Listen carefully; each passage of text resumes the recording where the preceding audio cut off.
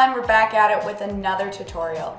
My name's Michelle White, and today in this tutorial we're going to talk about taking an Excel file which is stored in your Sharepoint and basically integrating it or bringing it into the REACH system. So there's really going to be about two parts to this tutorial.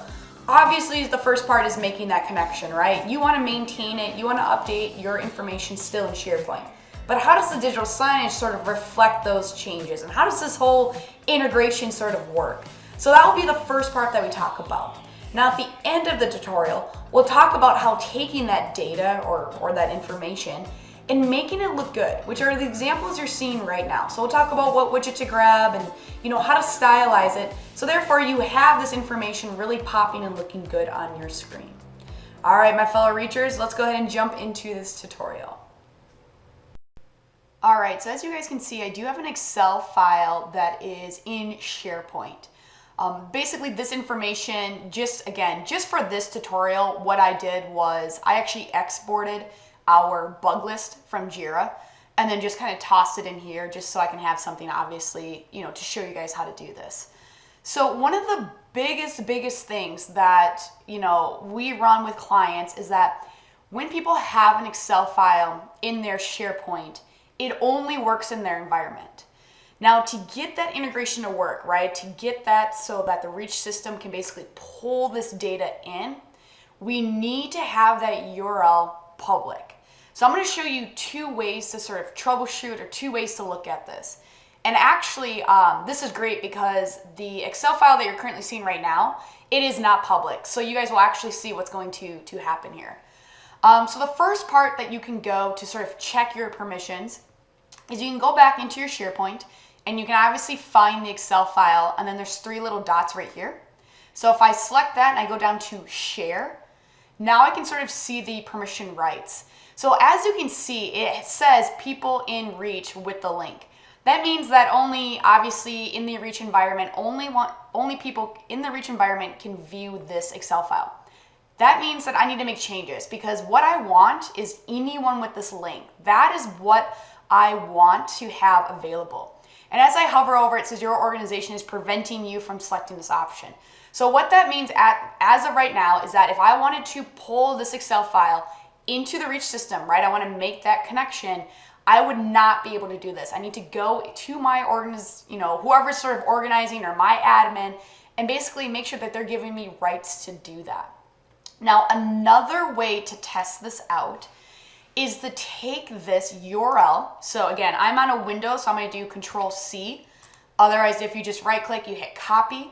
You can open it up in an Incognito Window. So there's a couple ways to do the Incognito Window. You do, again, Shift-Control-N. That's the shortcut. And that just obviously just went on my other screen here. So that's this. Okay. The other way is, again, the little three dots here. You'll go down, it'll say New Incognito Window. And again, it'll just open up. You're just not seeing it because it's on my other screen. So if this was an open public link, when I paste it in, I should not be having to log in, right? I should just see the data. And so the fact that it's asking me to log in here basically tells us right now, hey, you know what, this Excel file that you're looking to, pull into REACH is not going to work. And so at this point, again, I would need to take the necessary steps here. I need to talk to whoever is in charge of my Sharepoint and make sure that they give me access to make this Excel file public. Now, again, for this tutorial, we still can sort of set all this stuff up. So I'm not going to stop right here. We're just going to kind of continue on. So that's the first hurdle that we always face. It's a very common hurdle. So please, check that. Now, the second hurdle that we face is how the Excel file is structured. So very common for a lot of our clients to merge cells. For whatever reason, they might merge cells C and D. Okay, that's not going to work with the integration. Okay, we cannot have any merged cells. We need to have, I guess what I call like a vanilla Excel file. Meaning we need to have columns and we need to have information in those columns. Nothing can be merged. So if you do have that, take an opportunity again to sort of smooth that out. Again, if you want us to maybe look at your Excel file first before you do the integration, again, just send it to us. We'll take a quick look. If everything looks good, obviously, we'll let you know. If we need to fix some things, we'll let you know at that time as well. So again, no merging. It's okay if some of your Excel files, some people might like highlight or, make it look pretty, totally fine. Title information, if it's like special characters or like a percentage sign, again, totally fine.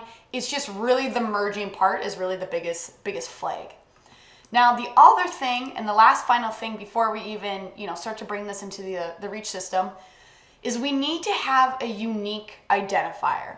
And so again, if you've watched maybe the tutorial on the Excel file, we kind of talked about that in that tutorial as well.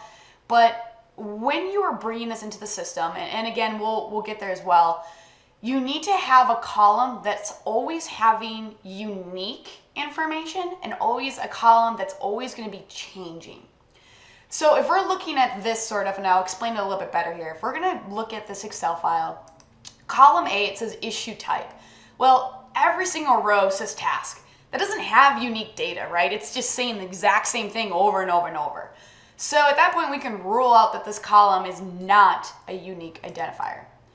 If I go to column B, I've got issue keys, right? So I've got bugs. Sure, the word bugs is consistent, but the number after that is different. There's never a row that has double the number, right? Like I don't see 2 451s. I don't see 5 452s. Each row has its own unique bug number. So that means that column B could definitely be a unique series. And that would be something we would want to, again, keep in mind here. Again, with column C, the exact same thing. Column D technically could be. I mean, you probably wouldn't have a bug, having the exact same name. But, I think I would probably feel more confident with probably the column B or C. Who's assigned to? So obviously that's a bad one because as we see here, Jake could have, a couple, right? We want to have that column have unique information. So we know that column E is ruled out. We obviously know column F is ruled out. And then of course the status as well. So again, when we go into the data list and we start building this, B and C, those are really going to be sort of the two columns that are going to be useful for us. All right, so once you verify that this Excel file, again, is public, you don't have any merged cells, the next step is to go into the REACH system. And what we're going to use is we're going to use an application called a data list. So the data list is sort of it's an application that can take tabular information. That's kind of how I basically explain it to clients. It's really designed to do that. So again, if you've watched the tutorials on the data list, you know that you can manually enter information in. You know that we can grab from Sharepoint, obviously today. You know that you can upload Excel files. And then again, we actually have some clients who use other softwares and they want to pull in tabular data. Again, the data list is where we would go to store that information. All right, so the first thing we want to do, you guys, is we want to create a data list. So I'm going to go up into the blue button that says create, and I'm going to give this a name. I'll just call it Sharepoint, just to kind of keep it consistent, nothing too fancy, and I'm going to hit OK. All right, so it says manage columns. So what we're going to do, you guys, is our next steps is we need to create these columns. So our first column is called issue type. So I'll type that in and make sure you spell obviously correct. And it is going to be text. So I'll just hit add column. And then our second column is issue key. So again, I'm going to go ahead and type that in. Now at any point, you guys, if you do, and it is going to be text again, at any point, if you had any like columns that had numbers in them or, like pricing, it's always going to be text when you choose the column. Even though we have other options here in the data list, when you are doing this sort of integration type, everything is always going to be text. So you'll never have to change this. So just kind of, a little tip there. All right, so next one is issue ID. So I'll go ahead.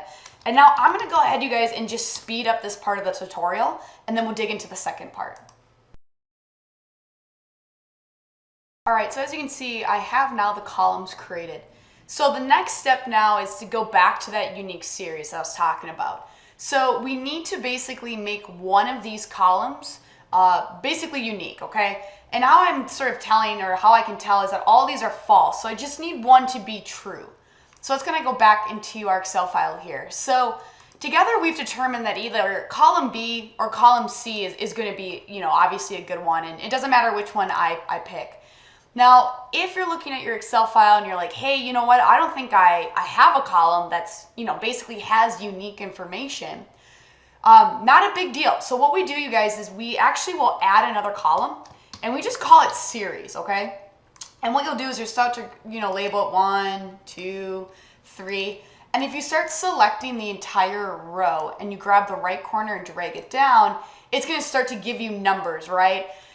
So what's nice is we only need this series to basically connect, right? To do the integration. When we talk about the layout and how it looks and all that, we can hide this column. So don't sort of freak out and be like, oh my gosh, I don't want this information. Like, not a big deal. When we talk about the widget and the layout and all that, what's kind of nice is we can hide certain columns. And again, for this one, I'm probably not going to, show column A and show column B and C. And again, we'll walk through that. So if you don't have a series, that is what you're going to want to do. You're then going to want to make sure that you have a series column, obviously created. And then what we want to do, you guys, is we want to make one of these true. And so what I'm going to do is I'm going to make the issue key, that was column B. I'm going to hit the edit, and then I'm just going to select this and hit OK. So again, I've been updated. Now I have basically a column that is going to have unique information every time. All right, so once I've determined that, the next step is to hit OK. All right, so as you can see, we have the SharePoint data list created. Of course, if I were to double click into this, obviously nothing is showing up or displaying. So the last and final thing, you guys. So here we are, we've got the data list created, right? On the REACH side, we're good there. We obviously have the Excel file on the SharePoint side, and we know it is a public URL. Now the last and final step is obviously to connect these two. So what you're gonna do is you're gonna select the data list, you're gonna go up to Manage Integration. You're gonna hit Add Integration, and then give this some sort of name. So again, you can name it whatever you want. You can name it where it's being stored, or again, what is the information. I'm just gonna keep it simple and call it SharePoint. Data type, well, it's an Excel file. And then the transport is gonna be the URL.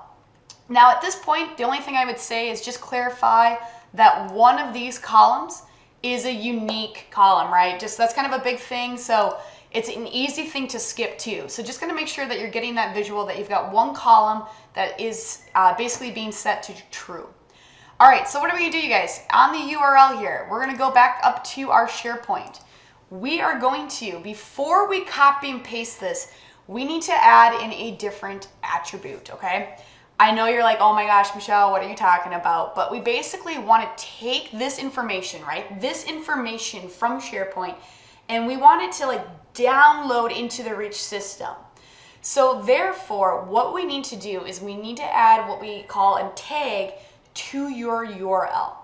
So what you're gonna do is you're gonna come up into this spot, you're gonna type in and download equals 1. All right? You're gonna, again, copy this, and then you're gonna go back into the REACH system and paste this in.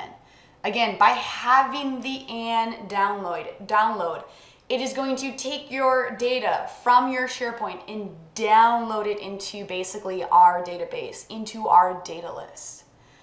All right, once that is done, I am going to hit OK. Last, final part of this entire first part is to run the integration, right? So we've set it up now, we've connected the dots, but now let's start to see some data come through. So again, what I'm gonna do is I'm gonna go back and I'm going to hit Run Now, this blue button. And again, integration will process, and then I will hit Job History. Now you obviously will get a complete, meaning thumbs up, the integration worked, or again, if it didn't work, it might be failed, and we'll have to kind of figure out, what did we miss in this process. So I'm gonna go ahead and X out of here, and now when I click into the data list, you will now see all the information being displayed. All right, you guys, so here is our data or our information that we just pulled from SharePoint. The only thing I'll say, just like sort of a heads up, is if your Excel file is holding a lot of data, I mean, you have, let's just say, 100 rows or 200 rows, it might take, 23 seconds just for that initial download. So just kind of be patient again. I mean, my Excel file had, I think maybe like 10 rows. So it was, it was instant. But just going to keep that in mind. If you click into the data list and you're not seeing that integration, or I should say the data pull in, again, just be a little patient there. Just give it that 23 seconds, but it will definitely come through. So here it is, right? So we've got the information. The only thing I'll mention or say here is, now that we've got our SharePoint and we've got the REACH system, right, everything's sort of connected. So what's going to happen is when you make a change in SharePoint, it will obviously come through the data list, right? So that information is going to be pulled through the data list. Now that update happens about every 10 to 15 minutes. Now there isn't a way to change that, okay? So if you want it like real time, like instant, like when I make a change in SharePoint and I want it to reflect right now, then this might not be the best process for you. This might not be the best integration solution. At that point, let's get on the phone, let's kind of talk it over. There's a million other ways to sort of get the Excel file into our system. Again, this is one option. So 10, 15 minutes, of course, as I'm saying, is when it will update. If that's not an issue to you, or if that works for your sort of your business, again, great, that's awesome. And so we can jump into the next part of the tutorial, which is talking about that we've got the data, right? Now that REACH has the data, we want to stylize it. We want to make it look pretty. So really what we're going to do, you guys, is we're going to go into the layout editor, and you're obviously going to want to determine where this is going to go on your layout. Again, for this tutorial, you guys, I just kind of made a separate layout just to kind of keep it separate from everything else. And again, I'm just already kind of created the zone here where I want to put this information. So once you've determined where and what layout you want this on, what you're going to do is you're going to double click into the zone. You're going to hit Add App. And now a data list is under the category called Graphs and Forms. So I'm going to hit List. And then again, you guys, I'm going to start from my left and kind of work my way right. So I select the list settings, and then I'm going to choose the data list I want. So again, we created the SharePoint, so that's why I'm selecting it. Now we've got some sort of features here, right? We have Enable Pagination. So what this means is that, what if I have a lot of information? So I'm just going to kind of X out of here, just going to show you what I mean. So in my zone here, right, I can maybe, obviously this determines by font height or font size, and it determines, how big each row is, but I can maybe fit like 30 rows in this sort of given zone space. But what if you're like, well, Michelle, I have like 100, I have like 200 rows, like I have way more data than, what you're giving me. That's where this pagination comes into play.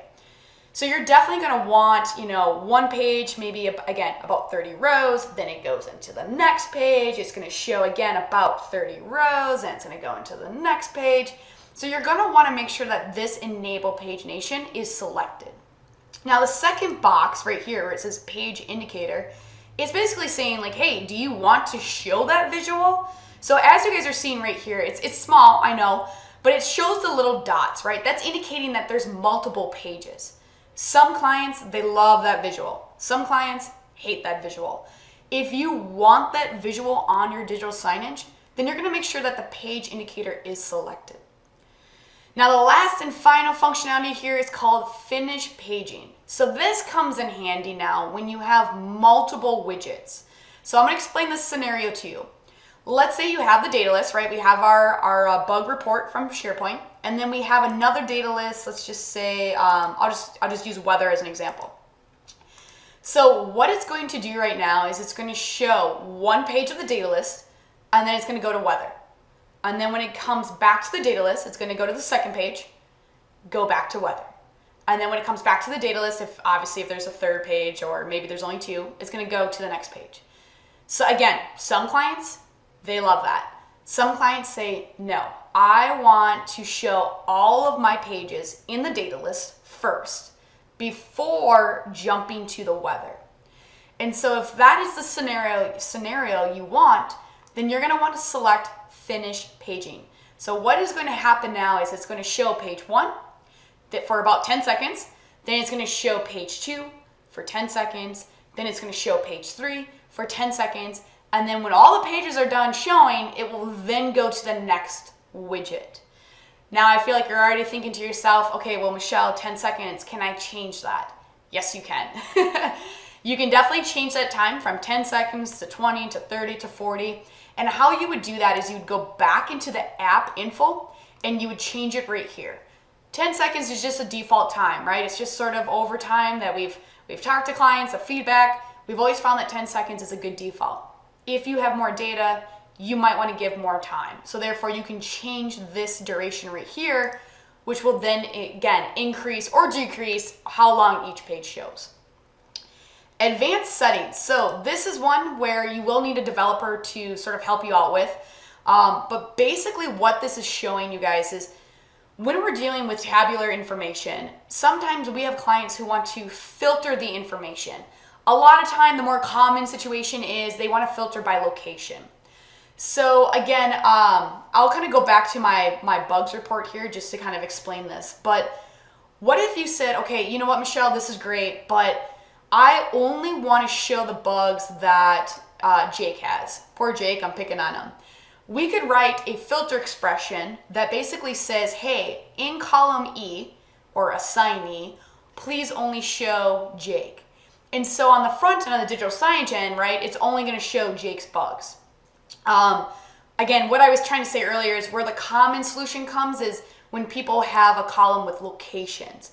And then they've got multiple players at different spots. You know, they might only want Minnesota information here. They might only want, you know, Wisconsin information here. That's kind of what this advanced setting filter expression is. And again, if you're like, oh yes, Michelle, I want that. Again, just give us a call. We'll kind of, you know, scope out what you're thinking, and then we'll just have a developer sort of write that script for you. All right, so the second part now, you guys, is I'm actually going to delete this weather real quick. So, all right, so this third part here is a template. So with the data list, we only have sort of 2 templates. Again, you can do a lot with them though. So don't feel like, oh my gosh, she only has 2. No, there's a lot of different styles and looks that you can do. You're mainly going to grab the default one. So that's always going to be the one that's selected. The grid one, as you can see, there is a visual, there's a nice little thumbnail. It's going to kind of give you that, again, quote unquote grid view. But again, most people do the default view. Again, completely optional. So what I'm going to do here before I hit style is I'm just going to show you the data. So I'm going to hit OK at this point, and I'm going to hit preview.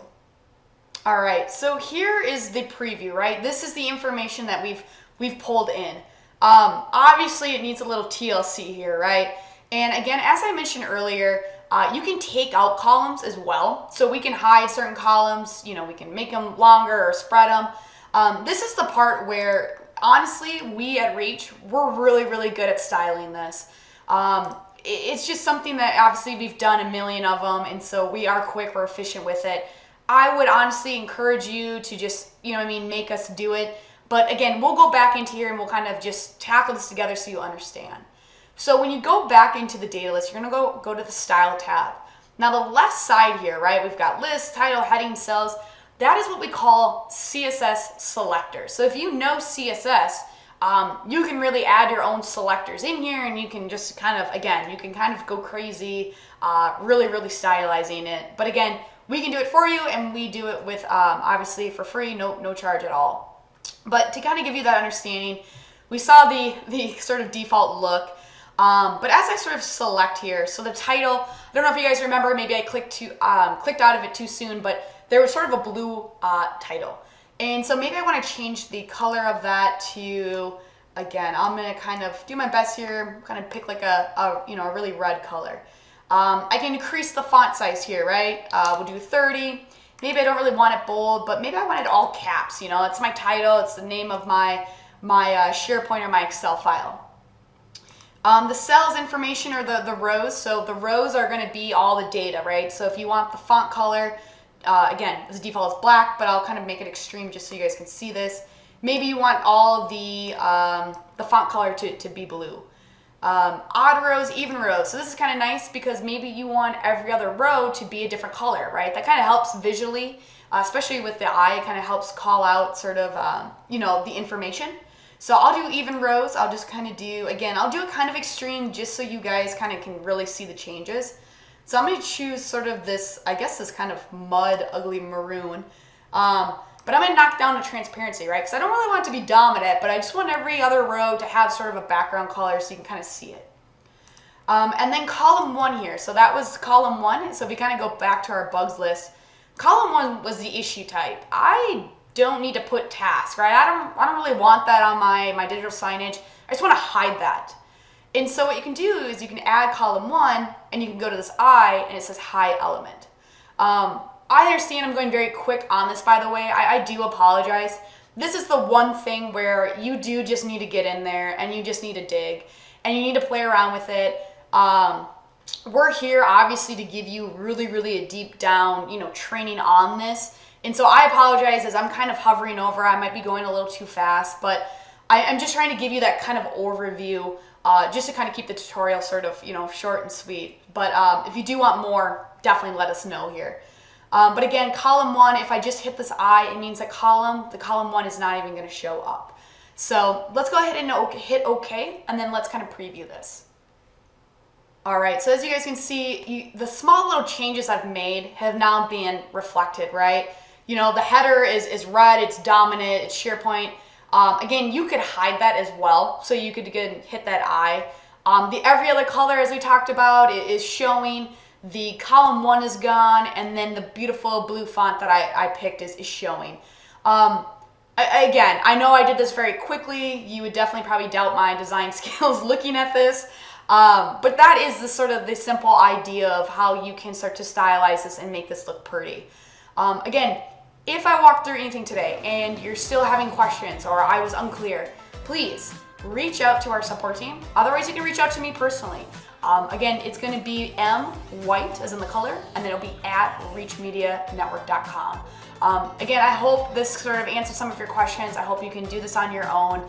Again, questions come up, let us know, all right?